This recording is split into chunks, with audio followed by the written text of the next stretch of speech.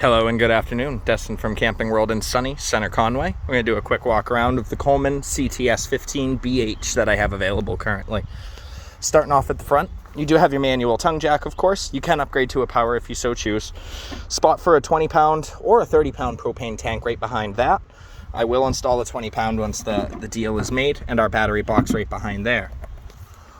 Onto the door side of the coach, you do have a small bit of outdoor storage here. Goes back that way a bit, and the rest of it should be accessible from the dinette on the inside. You do have an awning on this coach, spans about the full length of it. There is another little storage nook underneath here, about the same size as the previous one that we were just in. Spare tire on the coach. On the back end here is where our services are. So we have our city water connection. We have our power cord right underneath that. Hot water heater access is going to be over on this side as well. And then our freshwater connections right at the front here.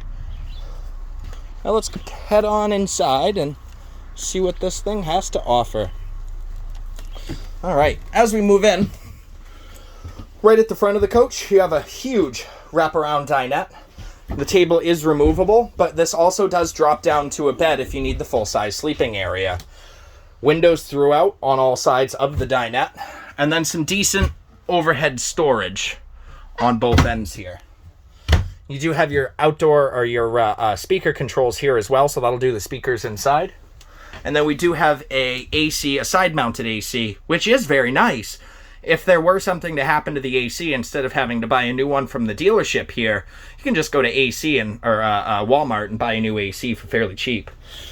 Underneath the dinette, just to get this out of the way here,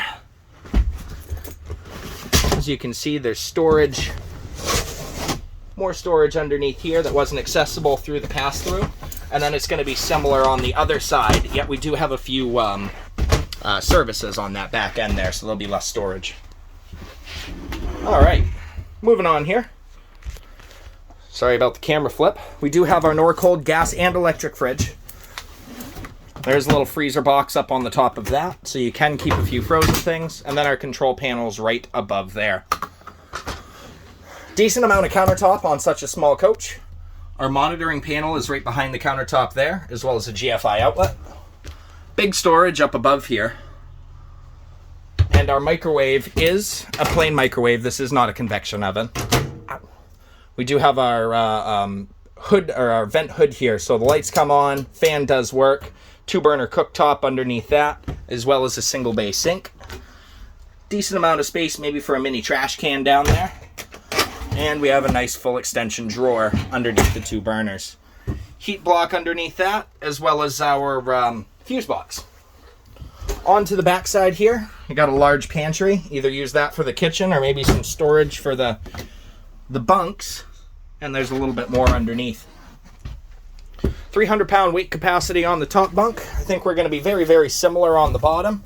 Just to open this up here, giant storage from the underneath bunk here. So lots of space. That's where that door that I didn't have unlocked goes into. Onto the restroom.